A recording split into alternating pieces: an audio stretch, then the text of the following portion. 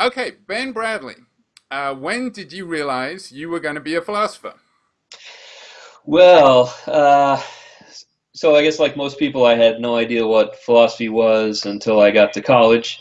Uh, and yeah, I took a logic class as a freshman, and I just did well in it, and thought, I had no other direction really. I was a music student at the time, but I didn't want to be a musician, or I didn't have any plan to become a musician. So I thought, hey, this seems good, and I just took a bunch more classes and enjoyed them, and thought this I could do this for a long time. So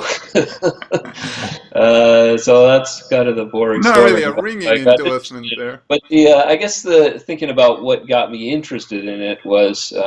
So I enjoyed the logic was just like puzzle solving and really easy and fun, but I enjoyed reading like Mill, Plato. I just really enjoyed reading these people and thinking about these kind of things for the first time, and really got hooked on it, I guess. So, what was your instrument before you gave it up? Cello.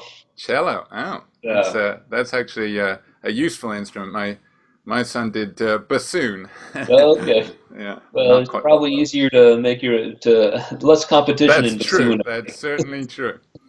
Um, yeah, that's kind of an interesting selection of names. Aya, I think, was it that you, because the thing about language, truth, and logic is that it's sort of a blast furnace. You know, it's Oh like yeah, yeah. let's get rid of everything. It's sort of a Humean, Oh sure.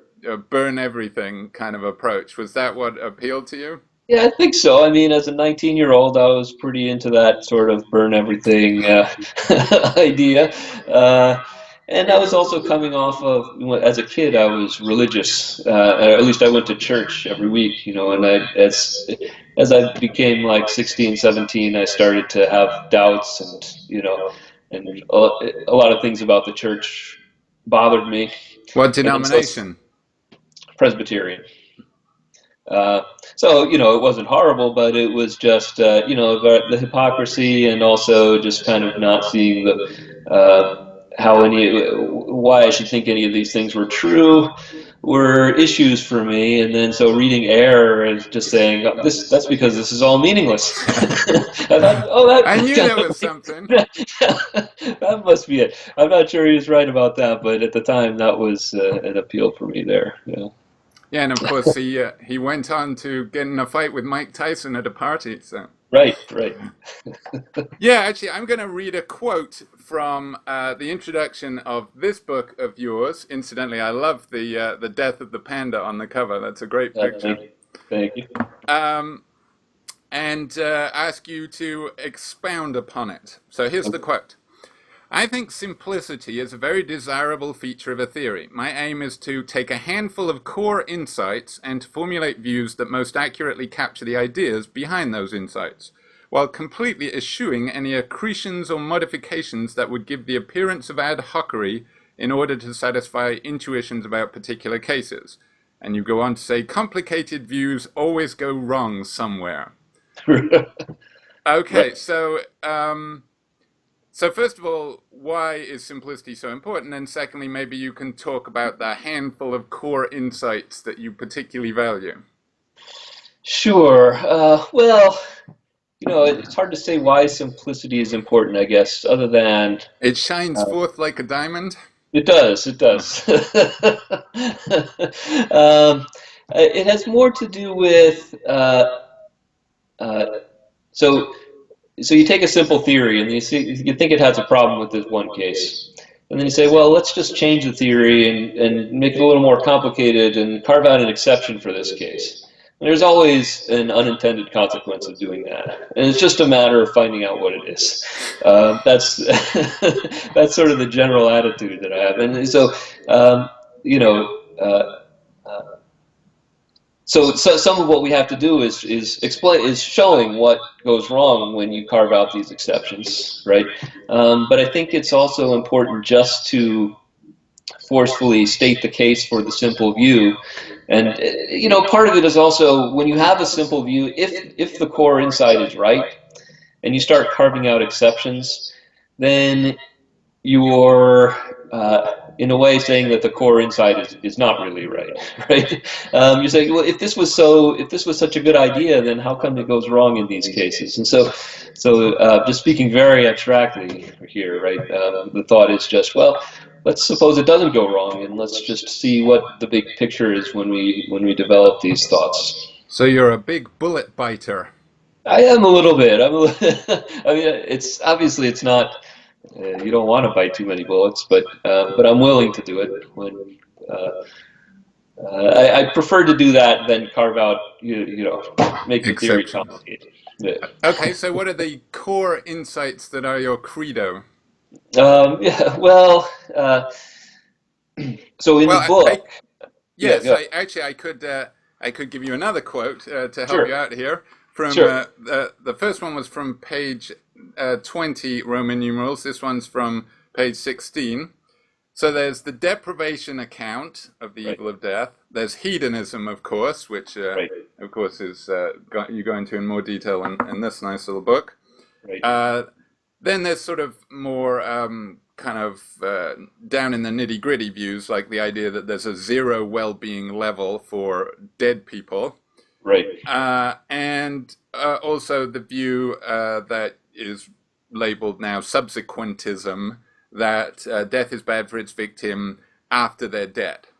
Okay, right, so let's start with the deprivation account. Obviously, I think you start with hedonism in this book, and you've got this whole book on it, but I think it's nice to start by talking about the deprivation account, just because I think that's something that everybody can get right. the significance of kind of immediately. Sure.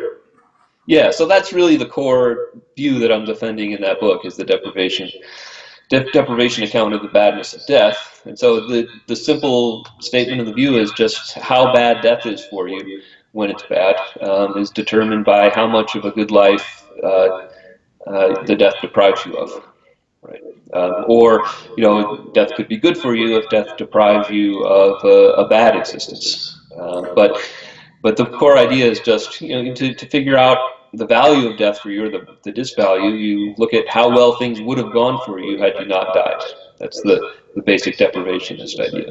Okay, and let me give the background or the enemy against whom the deprivation account was developed, and it is of course Epicurus. So Sure. Epicurus, famously for philosophers and perhaps a lot of non-philosophers too, argues that death isn't bad for the one who dies. And the basic argument is my death won't be bad for me because I won't be around, right? Right. Right. So, and that I think a lot of people find intuitive. That why should I care? I won't be there. And of course the background is he's a hedonist, but I don't think the argument really depends on that. Although, and of course you defend hedonism, so clearly you don't think it leads to Epicurus's view. Right. But the essential idea is, look, suffering I have to experience, and harm is suffering, and I can't experience it if I don't exist. So chill. Don't Right. worry about death. And of course, his follower Lucretius later says, look, we don't care about the time before we existed. We don't lie awake at night thinking, I wasn't around, to see World War I or something.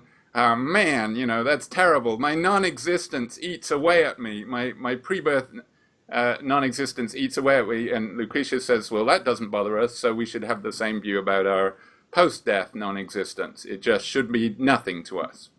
Right. Now, the deprivation account, how does that respond to that? Yeah, good. So first, I should say, I mean, there's a way in which Epicurus is right, and that is when you're dead, on my view and most and materialist views, right, you don't exist anymore. Certainly, you don't exist in a way. You Some might people would say exist as a corpse, as you might Fred exist as Fellman a says. corpse, but that's not a way in which, even if you continue to exist as a corpse, nothing bad's going to be happening to you at that time, and that actually it might seem uncontroversial, but it's not uncontroversial, because on some views, there can still be bad things that happen to you after you die.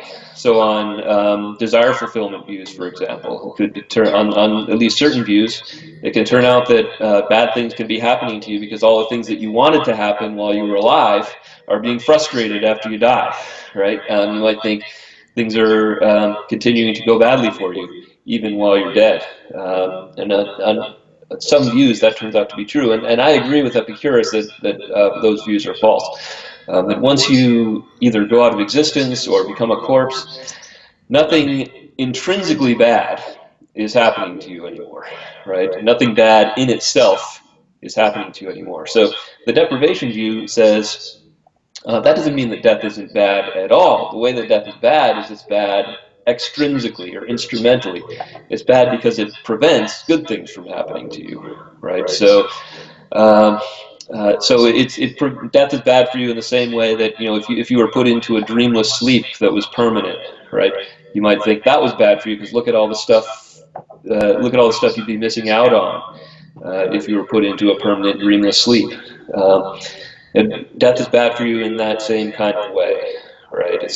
You're not in pain while you're in this permanent dreamless sleep, right? I But know a lot of insomniacs who yeah. probably would think that sounds pretty good. Right. So that's the deprivation response, is to say, think of these cases as analogous, being dead and being in a permanent dreamless sleep. The way in which death is bad is the same kind of way as it would be bad to go into that kind of sleep. Yeah, so what's interesting is you're arguing on the one hand against Epicurus, because Epicurus says your death doesn't harm you, and you say, au contraire, it does harm you just extrinsically. But of Right. course, you're also arguing with other deprivation account theorists, and a couple of well-known ones are Thomas Nagel and Fred Feldman. And so, for example, Thomas Nagel says that there are bad things that can happen to you that don't involve suffering, that include, something like the Truman Show experience, right? Apparently, it's the 20th anniversary of that movie, which makes me feel very old. Right. But of course, in that movie, he thinks his wife loves him when in fact she loathes him, and she's an actor paid to play the part, and so on. And of course, and supposing he dies without ever finding out, he has still been harmed by this. So you can be harmed without knowing it, is what he argues for. Right. Would you agree with that view? Well, yeah. So I don't. I do agree that you can be harmed without knowing it, Just and not in the way that he's saying. yeah, not in the way that Nagel thinks. So I don't think that something intrinsically bad can be happening to you without you being aware of it, because I think the only intrinsically bad things that happen to you are pains, right? So unless you can be in pain without being aware of it, which is controversial. And pain wouldn't be Something, bad anymore then. yeah, right. You would wonder if it would be bad then. So I think that nothing can be bad in itself for you without you being aware of it, but something could be extrinsically bad for you without you being aware of it, and death is like that. I mean, if death comes suddenly, if you die in your sleep, you may never see it coming. You may never know that you were going to die, but it would still be depriving you of all these good things, and so it would be bad for you regardless. So I think Nagel and other people follow him in this mistake. Uh, may have just been misunderstanding what he needed to do to respond to Epicurus, right? So one way you might respond to Epicurus would be to say, to try to find some way in which something bad in itself is happening to you, even though you don't exist or aren't aware of it at the time, right? So he does this, and John Fisher has a similar sort of strategy, I think, trying to show that some sort of experience, that the experience requirement is false, that things can be going bad for you independently of your experiences, right? And they take that to be required to undermine Epicurus. And I just think that's a mistake. I don't think you have to reject hedonism in order to respond to Epicurus. So I think that's it's these examples, like Nagel's examples. that allegedly involve harms to people who aren't aware of it. They're interesting examples, and they might be counterexamples to hedonism as a theory about well-being. And they're worth thinking about on those terms, but they're not so important in determining what makes death bad for you, I don't think. Yeah, so you want to say the wrong approach is to say that death is intrinsically bad because of some non-hedonistic kind of harm. The right approach is to say that it's extrinsically bad, that you're missing out on good stuff. So it's not that you're getting bad stuff without knowing it, it's that you're not getting good stuff without knowing it. Right. Now, of course, the major Epicurean response to this is to say, sure, I get why, if, like your example of the baseball tickets. Give the example of the baseball tickets. Yeah, so the example is just I give my friend some baseball tickets. I put them in his mailbox. Somebody else comes and takes them. My friend never found out about the tickets. So instead of enjoying the baseball game the next day, my friend is at home being bored, right? Not doing anything interesting. Rather than being at the baseball game. Rather than being at the baseball game. And they never know it, right? Well, the friend likes baseball. Okay. Consider the act of taking away the tickets, right? This is an act that makes my friend worse off. I would want to say if there's such a thing as harm, that it harms them, right? It harms my friend. But my friend never finds out about it, never aware that this deprivation occurred. I think that does nothing to show that harm didn't take place. Okay. So what's important in that example is that you can have harm without ever finding out about it. Because one way I think...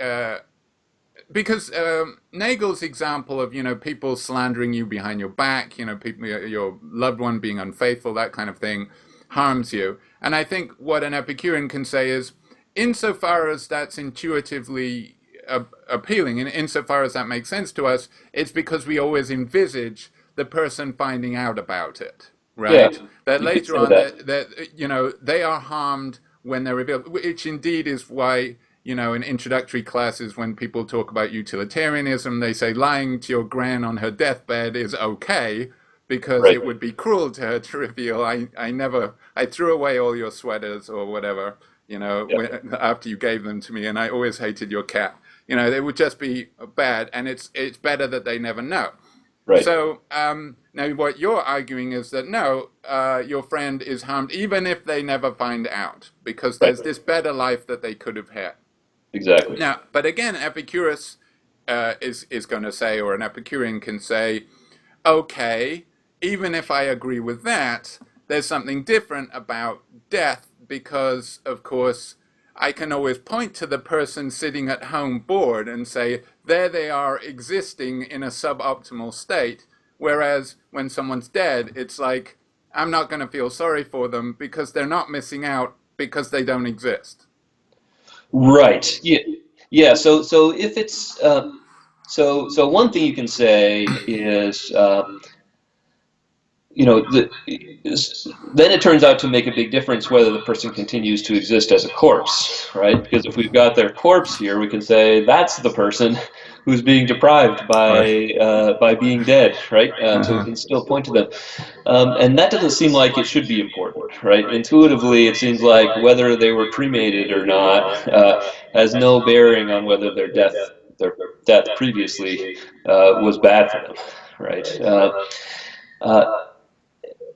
And similarly, you can say, existence, even if they weren't a corpse, if they go back to the dreamless sleep example, so suppose we've got this person in a permanent dreamless sleep, they're existing and they're even alive, right? So you don't even have to say, suppose you weren't happy saying that a person continues to exist after they die as a corpse, right? Well, we have this living person who's in a permanent dreamless sleep, right? They still exist, right?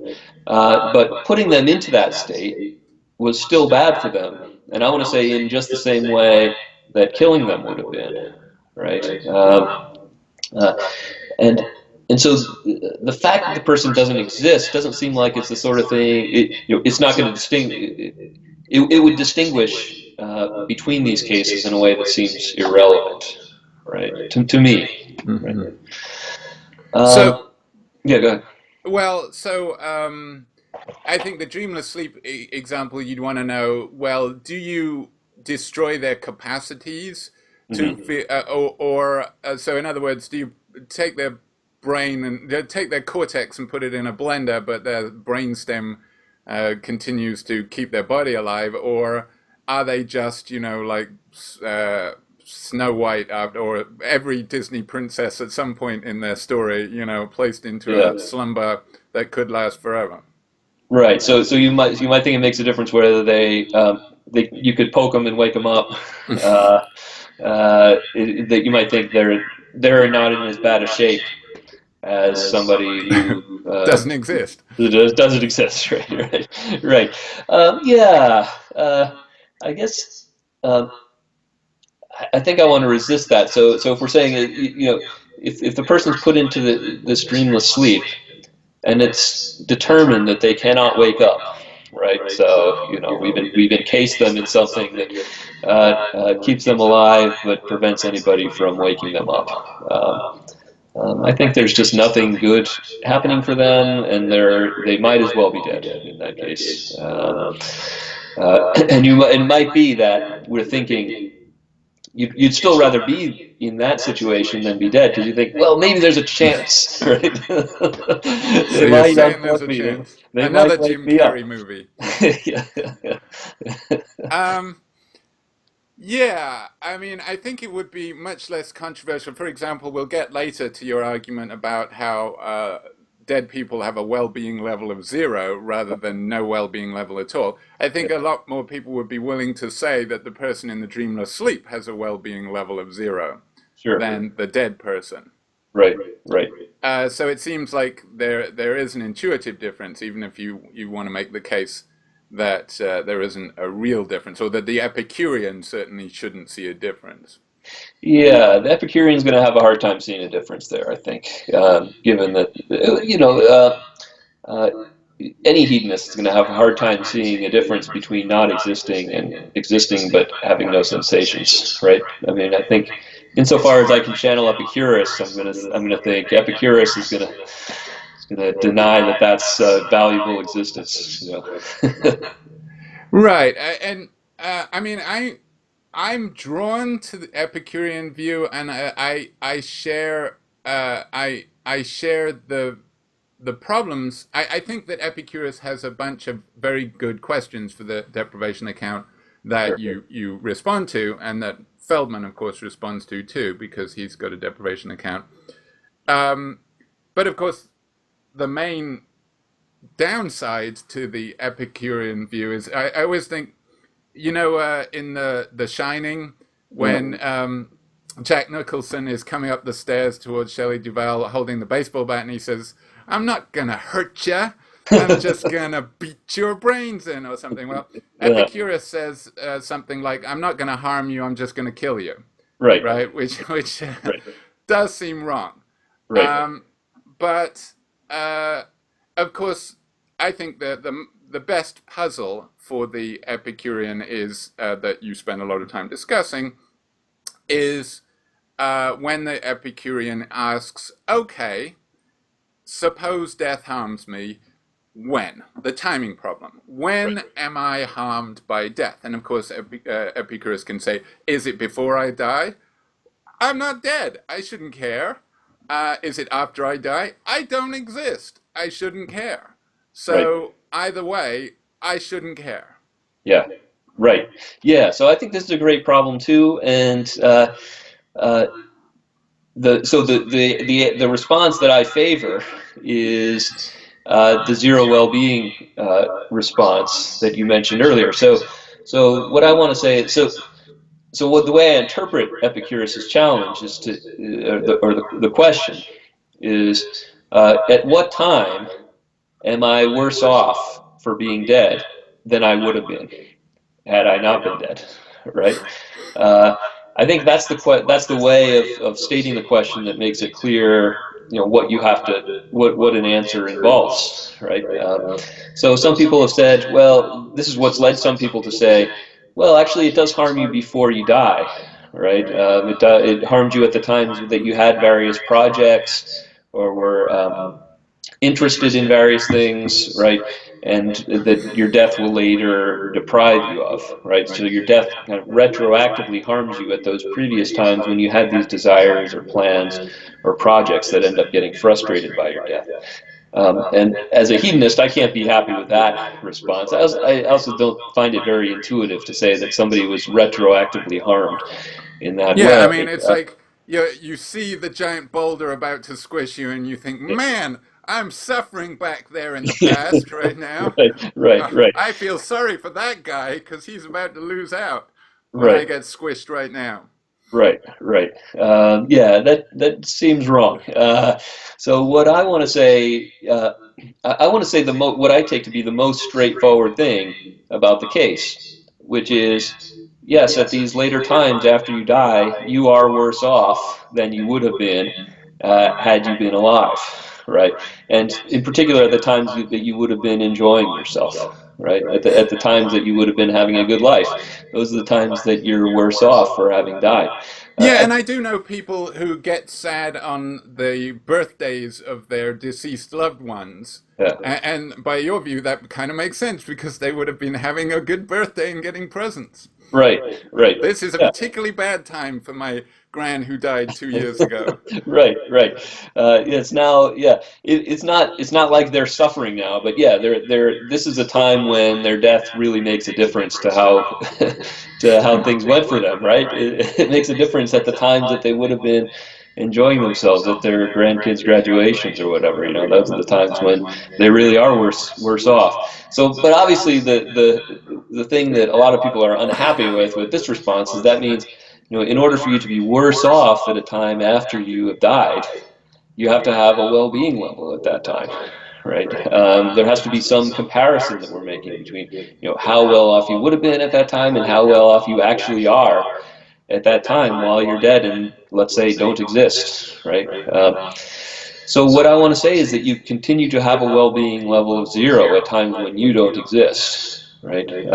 And so this is the thing that people find weird. So it violates what people have called the no well-being without being thesis, right? You can't have a well-being if you don't have being. But what I want to say is that there is somebody, we can still identify an individual who has that well-being level at that time. It's just not somebody who exists at that time, right? It's the person who existed in the past. So arguably, this might commit me to eternalism, which is the view that non-present things exist. Right. So uh, right now, Socrates doesn't exist. Right. But timelessly, Socrates exists because Socrates exists at this time in the past. Right. And so, about a dead person, what we say is, even though this person doesn't exist now, they do exist in this timeless sense, right? And by existing in this timeless sense, we can attribute things to them at this time, right? We can say of them that they have a 0 well-being level at this time. That's the basic idea. Right, which is an illustration of how one can be led to metaphysical views about all kinds of things by Yeah, starting with a problem somewhere else in philosophy. Like sure. Yeah, suddenly we're talking about, the ontology of time right, and, presentism versus eternalism. right, So, like, yes, as you say, eternalism is the view that, time is like space. Just right, because things are over there and I can't see them doesn't mean they don't exist. And just because the dinosaurs are back in a few million years ago doesn't mean they don't exist. right, Um, and this starts from worrying about a puzzle about death, right. which is interesting in itself. Now, um, yes, let's say a little bit about some of the implications of your view. So, for example, as you say, the implications of your version of the deprivation account. Two, you highlight two controversial effects. One of which, well, one of them perhaps isn't as controversial, except in some of its implications, and that is that the earlier a death is, the worse it is, because of course you're deprived of more. Now, the Right. controversial implication is that a spontaneously aborting fetus is worse off than a teenager who dies tragically in a car crash, because the teenager at least got to live some of the life, whereas and therefore is deprived of less. Right. And that strikes some people as unacceptable. Right. Yeah, so let's talk about that one first, and then we Yeah, can good. then we'll talk about the second one, which is that the badness of death is independent of the life lived. Right, sure. So the very early deaths are controversial, right? What should we say about very early deaths? Deaths of embryos or fetuses. Are those the worst deaths? Are those the most harmful deaths? And the deprivation account entails that they are, as long as it's the same individual, as long as the embryo is deprived of is the individual being deprived of this future, right?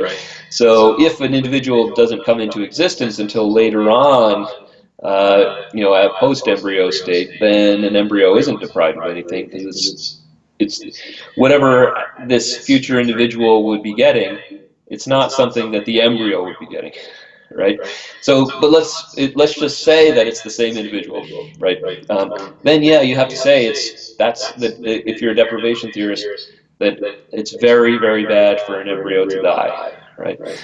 Now, so first thing to say is let's try to mitigate that a little bit by talking about Ooh, don't various get intuitions and sidetracked into ad hocery. no, let's not get into before. I will talk about some ad hocery in a minute, but uh, but let's try to mitigate it. So the first thought is, well, uh, uh, you could say that death is very bad for an embryo, but still think that it doesn't matter that much, right? So all you have to do is deny that all harms of an equal magnitude are equally important, morally speaking, right? And one reason that you might think that a great harm to an embryo is not that important is because an embryo is not a person, right?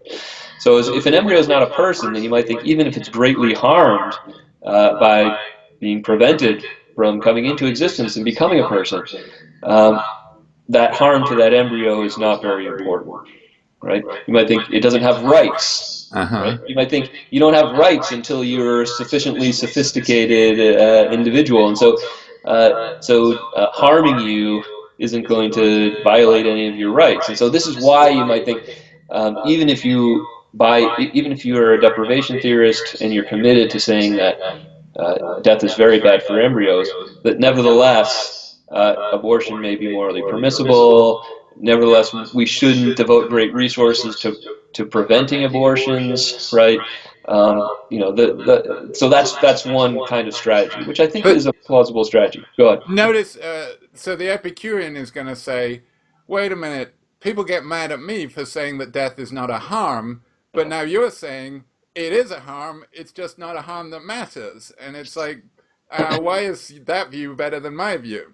Well, it does. I mean, in most cases, it matters. If the death of an adult human harms them, then that harm does matter, right? So it's only so so.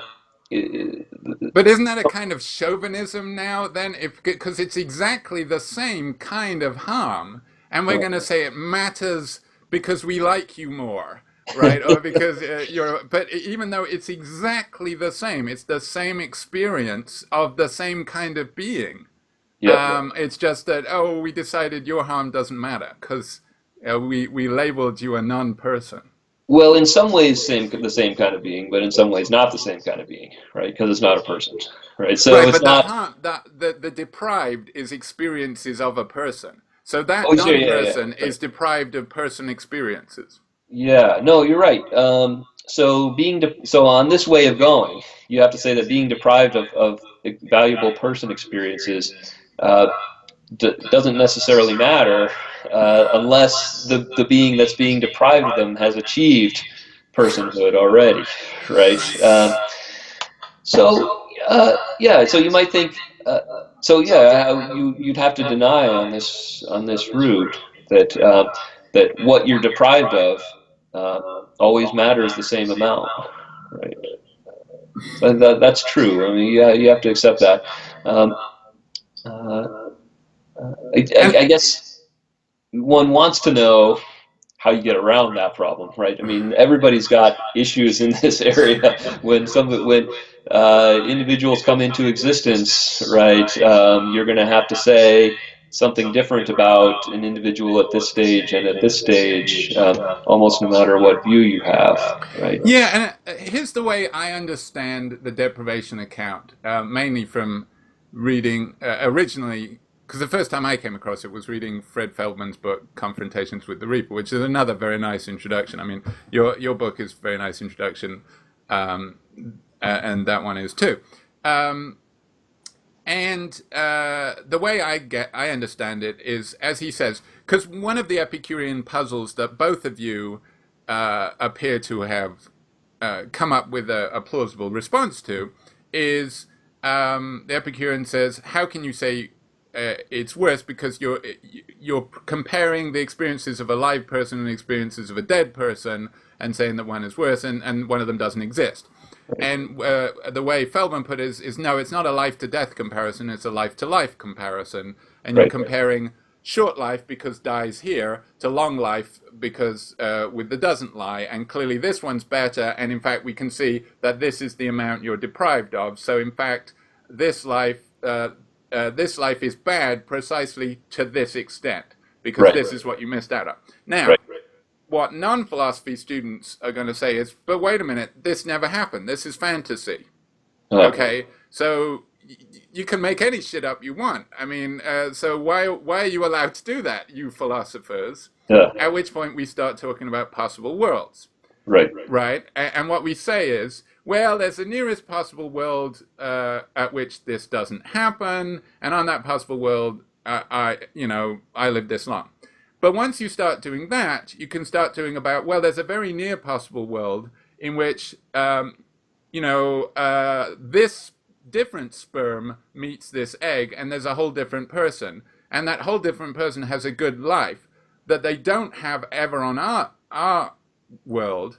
And if we can say that a being on our world suffers because they don't have this, why can't we say that somebody who never comes into existence on our world, the sperm and egg pairing that never happens, that does happen on this near possible world, why can't we say that that is a person with a well-being level of 0, and there's all these people that never came into existence that are harmed on our actual Earth? Yeah. So I think this is a great question, and there are different things that you can say, and I'm not sure what the best thing is to say, but one thought is just to say something just like what I just said, which is to say, as a matter of fact, so we'll call this the really extreme view, and I defend this view very briefly in another paper, but so not only do the dead have well-being levels of 0, but all these merely possible people who never actually exist have actual well-being levels of 0, right? Let's give zeros to everybody, right? That's the extreme view. It's like the end of term exam. Yes, zeros all around. So on this way of thinking about things, you'd say, this merely possible person who didn't get brought into existence has an actual well-being level of 0 and would have had this great well-being had they been brought into existence, and so they're much worse off. So it's bad for them that they didn't get brought into existence. But since they don't exist, they don't have any rights. They're not actually people. So you treat them just like you treat the embryo, right? That's one way of going. Is just to say, there are all these harms, and thankfully, 99% of them we can ignore because they're all happening to individuals that don't have any rights, any personhood, any moral status at all, right? Because they don't actually exist. that's an extreme way of going, right? That's biting a large bullet. Um, the this strikes me. I shouldn't say the word ironic because I know it's being misused, but in the way that it's understood these days, it is a little ironic that you end up defending, for example, hedonism, and as Epicurus and modern Epicureans like the utilitarians do. Yeah. And then you're drawn to this view finally, well, but morality has to be about rights so that we can discount harms and say that some harms and harm and wrong not the same thing. Something can be morally wrong and involve harm, and something can be morally wrong without involving harm, and something can involve harm and not be morally wrong. So it's like, whereas doesn't it seem like one of the appeals of hedonism and things like that is that'll tell us things about what is right and wrong. Whereas now you're saying, okay, this being gets deprived of this kind of life and it's not wrong, or it's not something we should care about, and then this being gets deprived of exactly the same thing and suddenly it's important. Yeah. No, I mean, so this is one way in which this is an area where I have to struggle to kind of keep apart what I actually think and what I need to argue for the sake of making this point. And Right. so, I am skeptical about rights. But I do think that even if we don't think that there are any rights, really, suppose we want to go the utilitarian route, say there aren't any rights, you still might want to say that there is such a thing as moral status, right? There are individuals that we have to care about, and they're the ones that can enjoy themselves, right? And there are other individuals that can't enjoy themselves or experience pain. They're not sentient, and so we don't have to worry about them. And maybe they have a kind of well-being, but it's not going to be a kind of like the well-being of a computer or a car or something. They can't enjoy themselves. So you still have to make some kind of distinction in this neighborhood between the individuals that matter and the individuals that don't, even if you're a full-blown hedonistic utilitarian, right? You know who can't enjoy themselves? Who's Dead that? people. That is true. That is true. Yes, right. Okay. So yeah. So you do. If you so your argument that abortion causes more harm than killing a teenager. That's the view that the deprivation account that you defend is committed to, but you want to argue that it's not necessarily therefore wrong, and in fact you would very much not want to say that abortion is more wrong than killing a teenager. Right. And Although I should say that so lately I've been trying to work on a different kind of view, right? Okay. So I'll just throw it out there for you and see Cool. if you like that even better. Breaking news. Yeah. So it's not completely original, but the thought is so here's a general thought that motivates this way of thinking, right? So what is it about embryos that might make us think that they're not harmed by being killed? And one thought is we're not really sure whether they're really subjects of harm yet.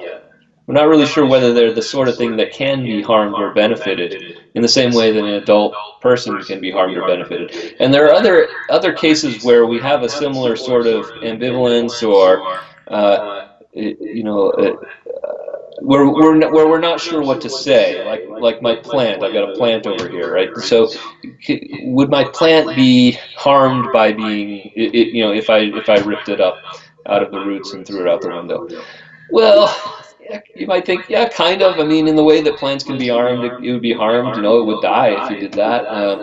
But would it really be harmed in the same way that a person is harmed? You might not be so sure. Or think about like an ecosystem. Can an ecosystem really be harmed? Or, my computer, if I pour water on my computer, you might say that I harmed the computer, but is that really harm? So I think there are a lot of these borderline cases where we think, I'm not really sure what to say about whether this individual was harmed at least in a way that matters morally, right? Was there moral harm done here? Especially with a computer, you think, no, harming the computer harms me because I want to use the computer, right? But it doesn't. The computer itself is not really the sort of thing that can be harmed. So, Yet. so, so the thought is. There's something that maybe comes in degrees here, or at least there's some vagueness. And the thing that is subject to this vagueness is being a subject of well-being, right? Being a subject of benefit or harm. There's a scale, right, where you've got adult humans over here who clearly can be subjects of harm, who clearly have well-being, and then over here you've got computers that it seems pretty clearly can't in their current state, right? Or let's say simple plants, right? That you might think that those definitely can't be. And then maybe over here you got worms and so on but there's going to be a spectrum. Right? So the thought is that as human beings develop, they develop from something that is definitely not a subject of well-being into something that definitely is a subject of well-being, and it's a gradual development, right? So there are different things that you might want to say here, and people have said similar things about personhood, right? People somehow gradually develop into being a person. I don't want to talk about personhood because I think that's it's a loaded term, and I think talking about subjects of well-being is really the thing that's important when we're thinking about harm, right? Because non-persons can be harmed, I think, right? So one thought is you might try to develop a view according to which the extent to which you're harmed is determined not just by what you're deprived of, but also by the extent to which you are, at the time, a subject of harm, right? Or subject of well-being. And so the thought would be, when you're figuring out how much an embryo is harmed, one factor is how much are they deprived of, which is a lot, right? And another factor is to what extent are they a subject of well-being, which you might think is a very small degree. And so one way to go would be you multiply these things. We have this individual that's a well-being subject to degree 0.01. And so you multiply the extent of the well-being by the extent of the deprivation by the degree to which it's a well-being subject. And so then you get a lower amount of harm that's suffered by the individual, right?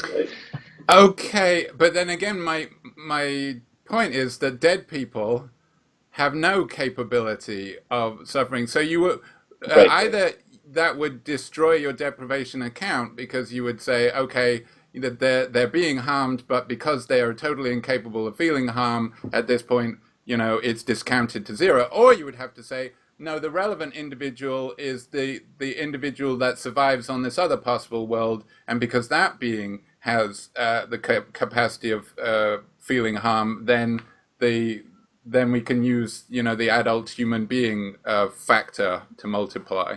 Yeah, so actually my thought is that you look at the past person, right? So this individual dies. To what extent is their death a harm? Well, the thought is you look at to what extent were they a well-being subject, right? And Okay. if they were a full well-being subject, then you don't discount the badness of their death at all, right? But if they never were, then if they only ever reached a minimal degree of being a well-being subject, then their death would get discounted.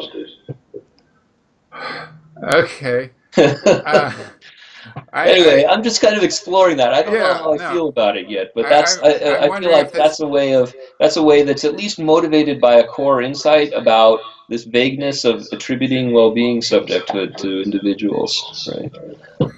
Of course, I can imagine there's some anti-abortion activists who are saying, "Why are you trying so Right, hard? right, yeah, Just accept that abortion is horrific." right, right. That, Good. I mean, that's yeah, um, right. yeah. Now,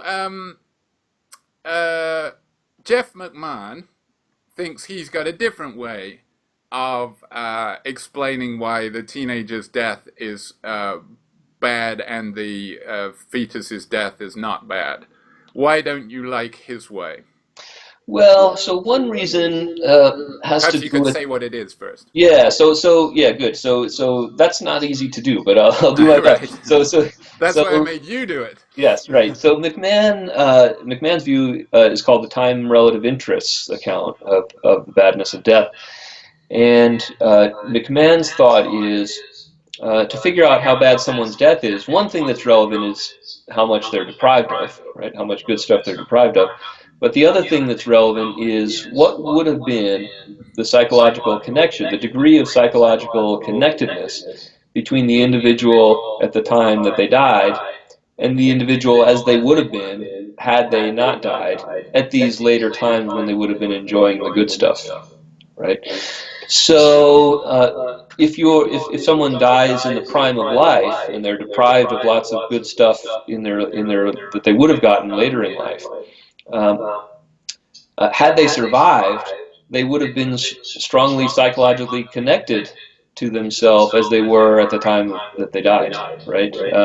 You know, I have lots of memories of what it was like to be 20 years old. I have lots of the same desires and beliefs and so on. I'm strongly connected to myself as a 20-year-old, not as much as I am to myself as a 30-year-old, but still pretty strongly, right? So if I had died at 20, all the good stuff that I'm getting now, let's say, uh, uh, uh, it would have been bad for me dying at age 20 to have been deprived of that, because not only would it have been good for me, but at those times I would have been it would have really been me, right? It would have been somebody. I would have been strongly psychologically connected to my past self at that time. Whereas uh, I can't remember anything from when I was 2 years old, right? So if I had died at age 2, although I would have been deprived of all this good stuff later in life, um, uh, the badness of being deprived of all that is discounted by the fact that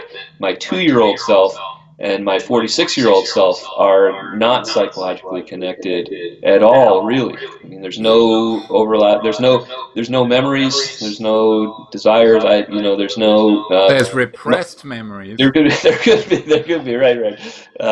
That's the next interview.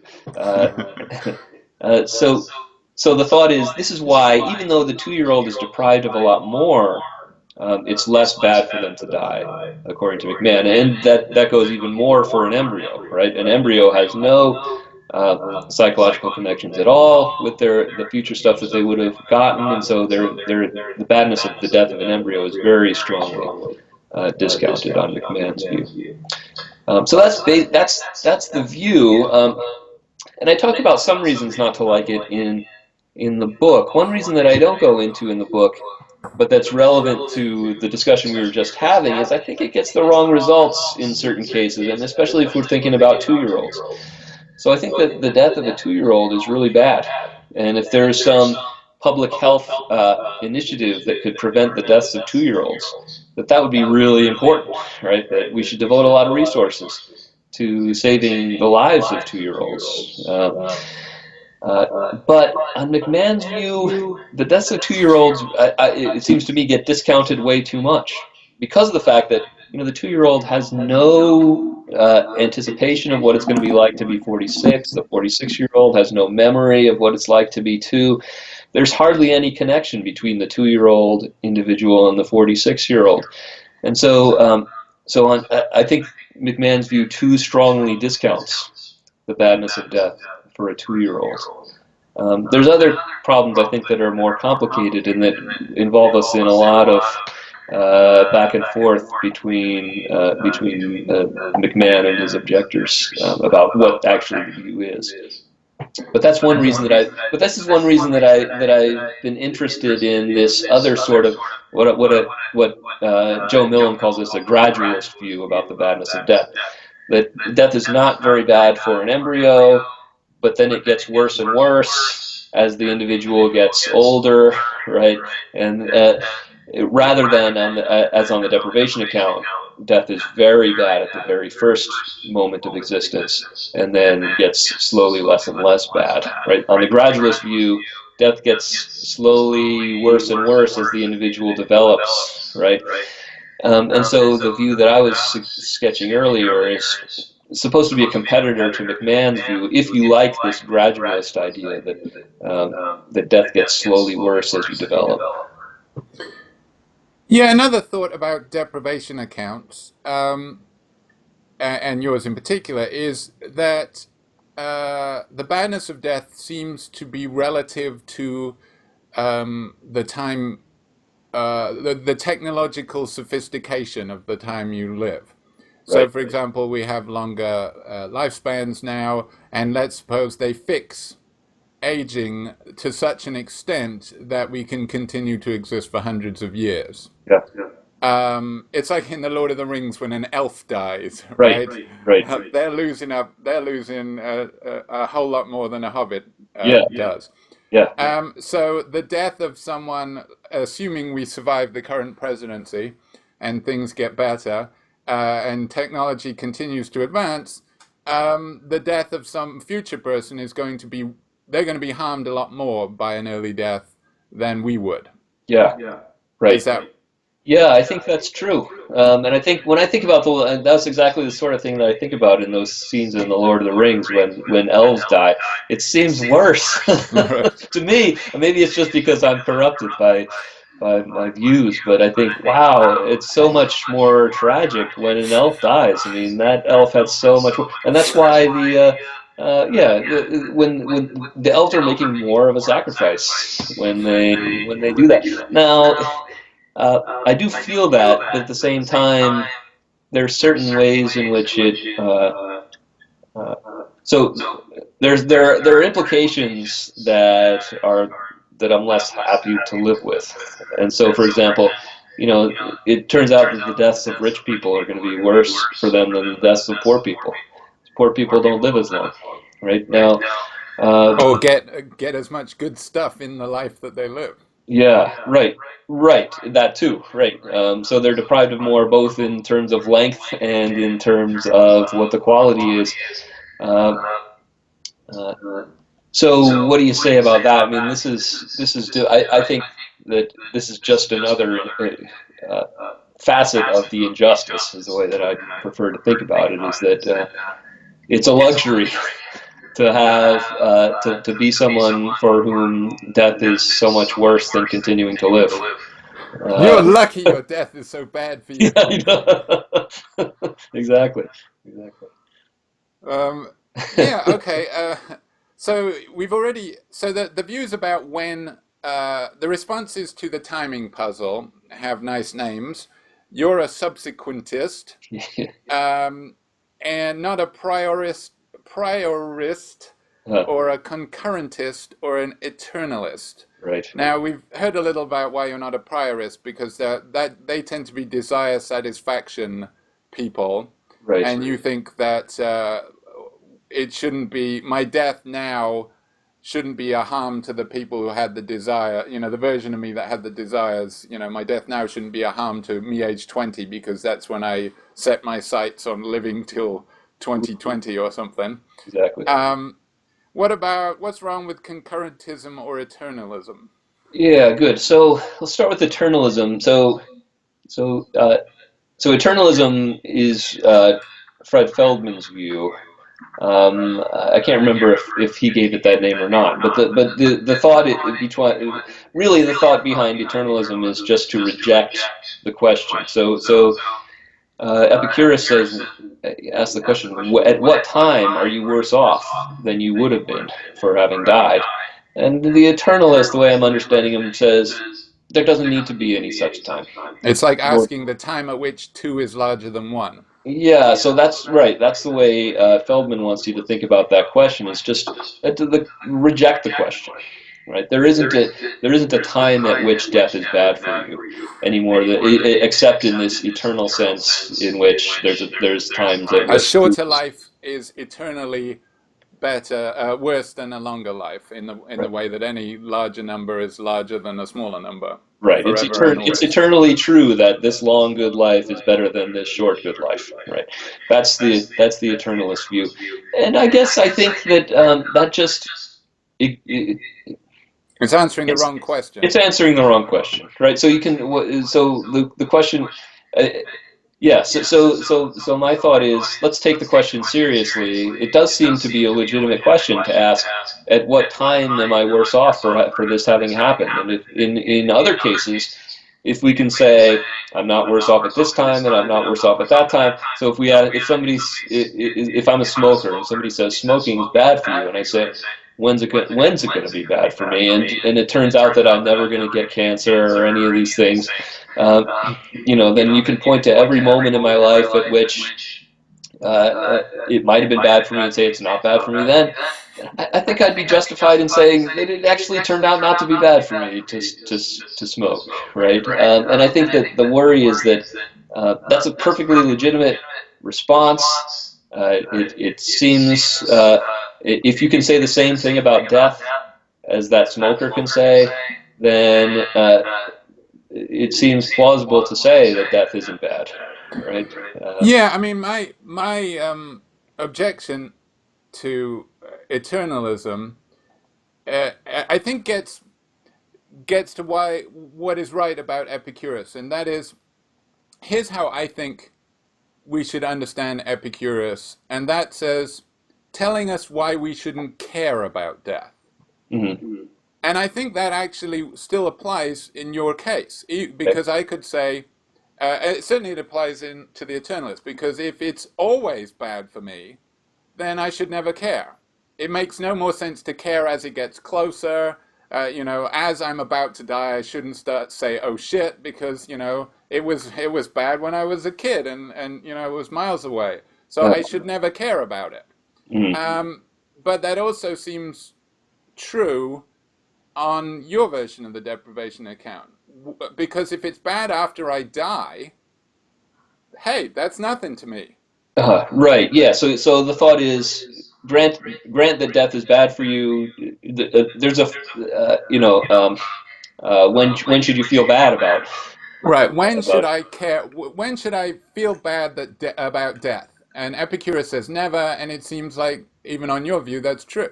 Yeah, well, it might be true. So it depends. So I think we have to keep these questions separate. Is death bad, and how should we feel about it, right? Now, I think that it may be that for prudential reasons, we shouldn't feel bad about death, right? Because it'll make feeling bad is bad, right? Especially if you're a hedonist, right?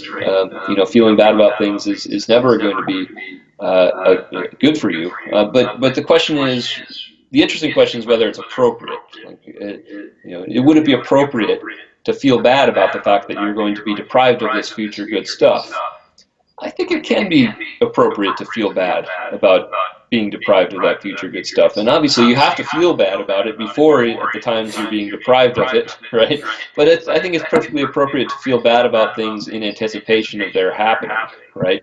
That we feel bad in anticipation of other bad things happen, intrinsically bad things happening, for example, right? If you know you're going to the dentist tomorrow, you might be feeling bad in anticipation, and given that it's going to hurt, right, that there's some justification for you feeling that way, right? But we never feel bad about extrinsic Okay. deprivations, do we? Well, I think we do. So you might think, uh, your parents tell you can't go to the party tomorrow, Yes, right? but what you're thinking about is the knowing.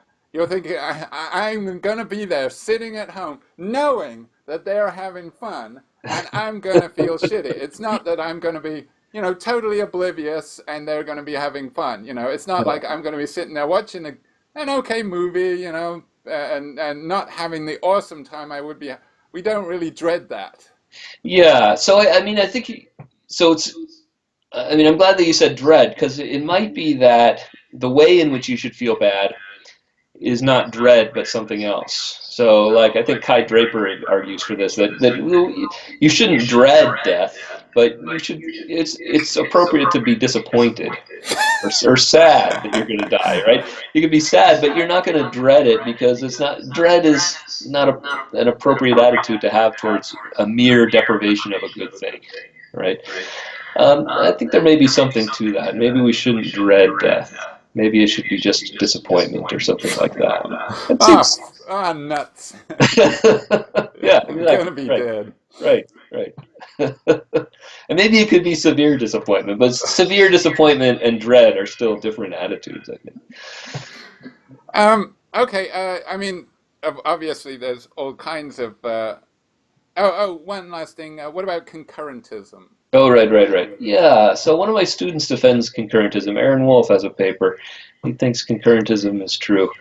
Um, so, uh, what to say about concurrentism? I mean, one thought is, my thought about concurrentism always is that it's not going to quite get right the magnitude of the badness of death. So, well, what should we say about it? I haven't thought about concurrentism in a while. I mean, one thought is It just seems like the time at which death is bad vanishes to infinity. It's like yeah, it's at the moment of death. And what is that? I mean, it's not the dying, right? You right, don't experience it as you're dying slowly. That's right. not when you experience the badness of death. It's at the moment that life ends, or what, just before? And it's Right. like it seems too small and too fleeting to take seriously.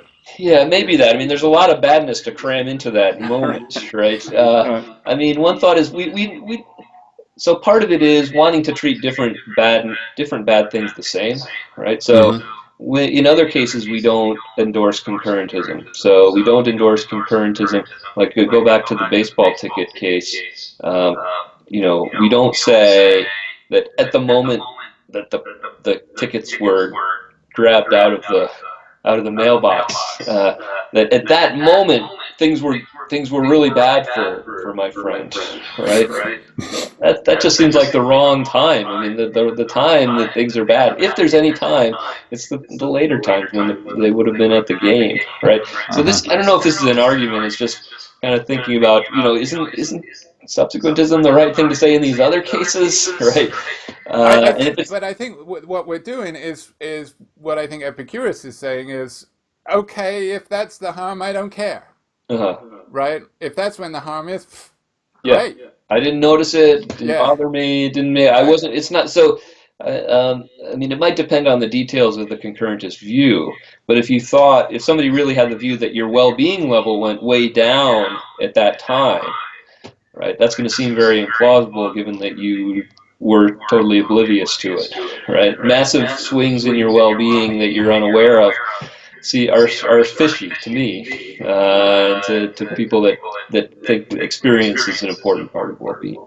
yeah, and actually that is the other problem I have with deprivation accounts is they seem to tell us, man, you're a lot worse off than you could possibly imagine. Because once we start caring about possible me's enjoying things that actual me doesn't, well, possible me's are having a wild time. There's some fairly nearby possible world where I'm just the happiest guy in the world, and I'm deprived of that. So there's a big old harm that I didn't even know I was having, and that just seems to me like whiny.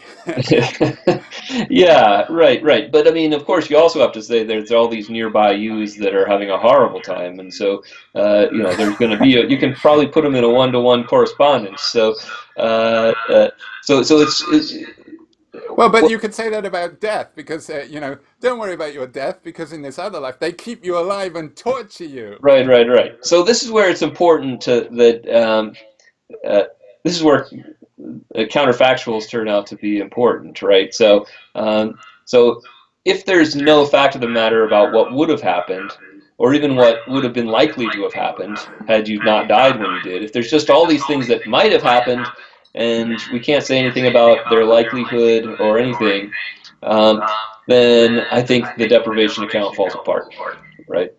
There's no that every death is going to be equally good or bad as any other, right?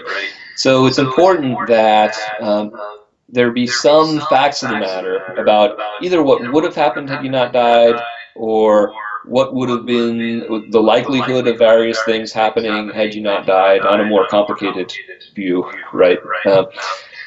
And given those facts, the existence of various alternative views that are really having a great time or a horrible time are going to be irrelevant, except insofar as they would have been you, or would have been likely to have been you, had your death not occurred. I mean, but if you think about it, you can get a far away me actually be me if it's far away because of a divergence very early in my life.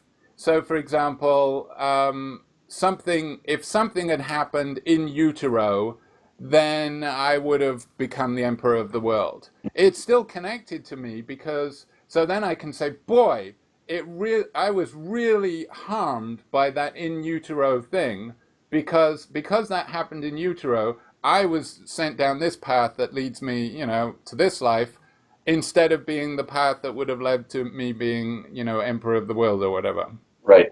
I think that's the right thing to say. I mean, that just strikes me as right. Right. So So the something. worst Yeah. things that happen to you at the very earliest moments, even Well, if you don't die, I mean, if given the story that you just told, that's true. Now, because that's going to lead to the widest possible divergence. Because yeah, once but a few facts are settled about me, then once I was out in the world, there was very little chance of me becoming emperor of the world, or yeah. Well, I think the earlier on you go and talk about what would happen if this little change was made to this embryo, the less plausible it's going to be to assert any counterfactual about what would have happened had that change been made or not been made, right? So is it true or not that if this little change had been made to the embryo, that this individual would become emperor of the world? Well, uh, I mean, I've seen plausible sounding arguments from Allan that that all counterfactuals are false, but even uh, these seem especially likely to be false. Like maybe so the best you could say is if this had happened, then maybe you would have become the emperor. What's the likelihood that you would have become the emperor? Very small, right? Given how many other things would have had to have happened in the meantime for that to happen, right? So so I think that those in utero events seem unlikely to have a big. It's unlikely that we're going to be able to point to some in utero event and say that was really good for you or that was really bad for you. The best we're going to be able to say is it might have been. There's a chance that in utero event was really bad for you, but I don't think we can say anything more than that. And so I think maybe that takes some of the sting. That would take some of the sting out of the thought. Can we say that, or can we say we just don't know? You could say that too. Yeah, I mean I that's a mean, possibility.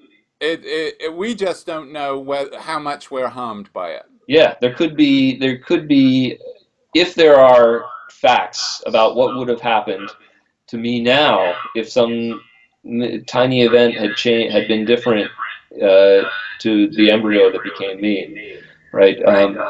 Then yeah, it seems right to me to say I could be much worse off, I could be much better off, and maybe I was greatly harmed, and maybe I was greatly benefited by something that happened in utero.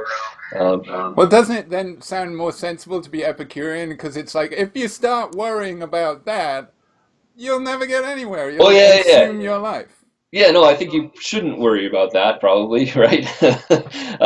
But the question, but there's another question whether that's just for practical reasons, right? So Okay. practical reasons, there's nothing you can do about what happened to you in utero, so better not to worry about that. Even though maybe it would be appropriate. So just stipulating that if this thing had happened, you would have been emperor of the world. It would be appropriate, right? Befitting to really regret that thing not happening. Still, for prudential reasons, better to forget about it. Probably true. Okay.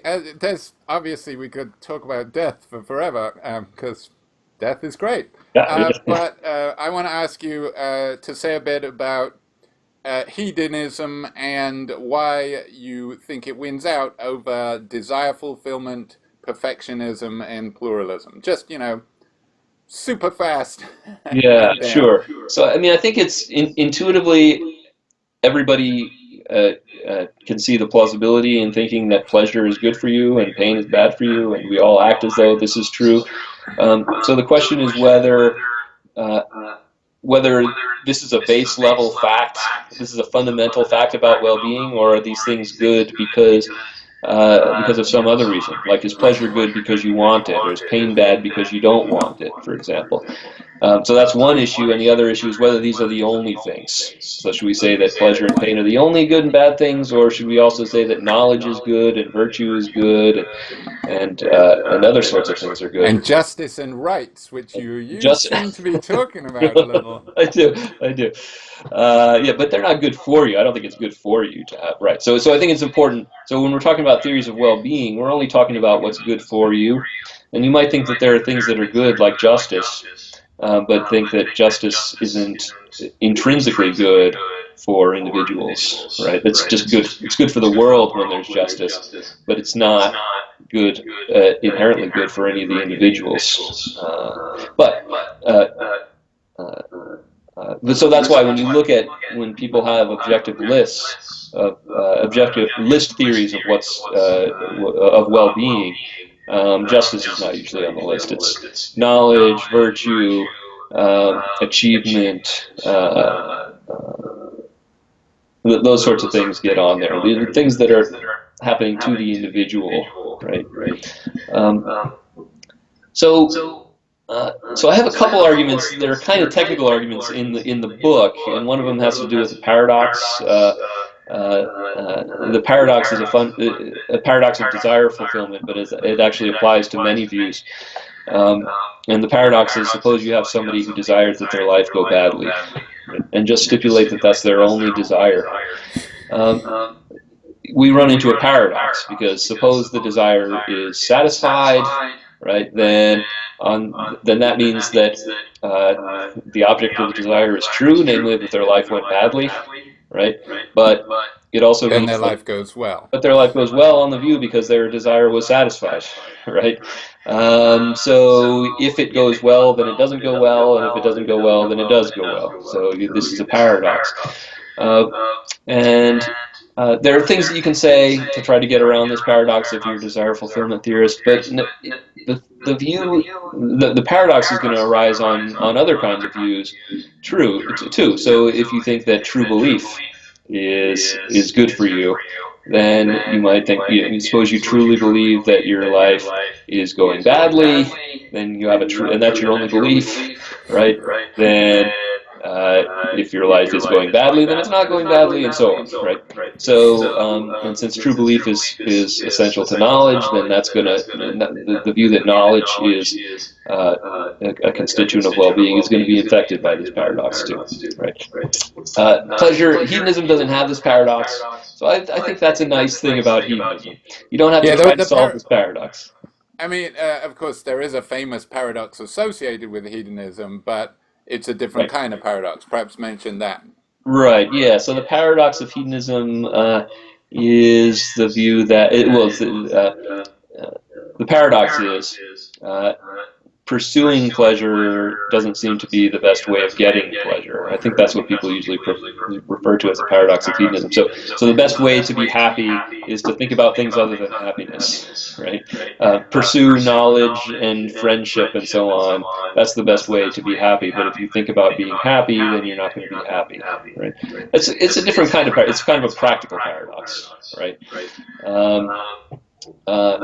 Yeah, I don't really find it that troubling, to be honest. That's if you're a hedonist, that's when you start talking about self-effacing theories. Right. Yeah, I don't think it's a problem for a theory to be self-effacing in that way. So we've done, and you mentioned pluralism as well, really, because it comes in the list theory. Now, the other supposedly knockdown criticism of hedonism is the experience machine. Of course, Robert Nozick is famous for this example. Right. So perhaps give that one. Yeah. So especially in this age of red pills and blue pills. Right. Yeah. So the argument, it's actually. I think the best way of stating the argument from the experience machine is to say, if you had two lives that were had contained exactly the same experiences, right? But in one life, the person was actually doing various things. They were actually playing the piano and going on hikes and various things like that, and having friendships. And in the other life, the person had experiences of doing all these things, but they were actually hooked up to a machine that was making them have those experiences, right? That the life where the person was actually doing those things would be better for the individual than the life on the experience machine, right? So not necessarily that the life in the experience machine would be a terrible life, but it just wouldn't be as good as the life where the person is actually doing these things. And I think a lot of people find that plausible, and then you might try to motivate that by saying, well, would you plug into the experience machine if you knew that these were the options? And most people will say no, they wouldn't want to plug into the machine. They'd rather do these things. But I've surveyed my classes, and usually some percentage of the class says, no, put me in the machine. I'm ready to be hooked up. Probably an increasing percentage as time goes on. Yeah, that's right. But this is important because the hedonist has to deny that whether the experiences they're having are related in any way, how the experiences they're having are related to the world, are irrelevant to their value. All that matters to them is their intrinsic character. Are they enjoyable, right? And so the hedonist has to say all that other stuff doesn't matter, and the experience machine argument is supposed to show that you probably think it does matter, right? Because you probably think this life is better than the life on the machine, even if they're identical in their experiences. And I do think that this is a problem for hedonism, and my way of addressing it is to say that once you start thinking that stuff outside of you is affecting how your life goes, you run into these problems. And one of the problems is the paradox thing that I just mentioned, that all these views that try to say that how stuff is going outside of your experiences makes a difference are going to run into this paradox. But the other one has to do with timing. So the question is, at what times are things going well for you, right? And if you're a hedonist, you say the times things are going well for you are the times when you're having these pleasant experiences, right? And the times that things are going bad for you are the times that you're having the painful experiences. That's it, right? Simple story, right? If you're a desire fulfillment theorist, for example, what are you going to say, right? So if you think that stuff outside of your experience affects how well your life goes by, say, being true, right? So you want something to be true, and it's true or it's not true, right? That's outside of your experience. Well, when are things going well for you? Is it the time that you have a desire? Is it the time that this thing outside of you is happening, right? Both those answers seem wrong, and they seem to get wrong results. So, if I now want to do something in 10 years, then presumably, unbeknownst to me, right now, things are going well or badly for me. That can't be right. Or if I want something to be the case in 10 years, right? Well, suppose I die in the meantime, right? Then if we say that the time at which things are going well or badly for me is the time at which the thing that I want to happen happens, and I'm dead, then I've got to say that my well-being level is going up and down even though I'm dead. Well, and also there's the problem about, and of course this comes up in Parfitian discussions of personal identity, what if my desires change? Mm-hmm. So suppose I desired to meet the Queen when I was young and impressionable, and then I became an ardent anti-monarchist, and then I met the Queen and I hated it. Well, in some sense, little me is having the best day ever at the time that I'm hating it. Which desires count, and am I even the same person? But that's a different issue. Yeah, no, that is an issue. I mean, I think there are things you might say that, well. So one way to think about it is, on the desire fulfillment view, you look at all the desires that you have throughout your life, and you see to what extent were they satisfied or frustrated, and you just kind of add up all the satisfactions and frustrations. And so in that case, little u, there'd be some desires that are satisfied, and then big U has some desires that are frustrated, and so they all kind of wash out. But you should just have. I mean, the obvious thing advice is desire to wake up in the morning, Uh, desire to have a small sip of water, uh, right? And don't desire yeah, anything else. right, right, Because then you're always satisfied and you're never frustrated. right. And Yeah, that just seems just desire that the mathematical truths be true, and right. desire it very strongly all the time. Right, Then right. you'd be doing really There well. you I go. mean, I think if you're a desire fulfillment theorist, you got to bite that bullet. You got to say, if you could get yourself to have those desires, then things would be going really great for you. um, Yeah, now I had one more question before I let you go. Um, yeah, what would you say are the claims of yours that other philosophers give you the incredulous stare over most? You know, the uh, famous David Lewis yeah, incredulous stare. I mean, it's probably not hedonism anymore because there's a few other hedonists out there. I'd say it's the degree of incredulity is probably the highest with the zero well-being for dead people claim. So some people will say, "Oh yeah, that seems right. Yeah, that's good," and other people just look at you like, "What are you? You cannot be serious. You're those. That's probably the biggest incredulous stare that I get." So, it's good to have that because Yeah. otherwise you're not standing for something. That's You're right. just That's saying right. obvious stuff. People will remember you if you say that wacky Right. thing. You gotta find the golden mean though, because you that's, don't that's wanna right. go too far. That's right. Um, okay, here's a question I ask everybody. What do you think is the value of philosophy in the contemporary world? Yeah, good question. So, uh, I think there's value. So what I've noticed in the last few years is that uh, uh, there are scenarios where people are relying on philosophical views without necessarily either being aware that they're doing so or without being aware that there are alternatives.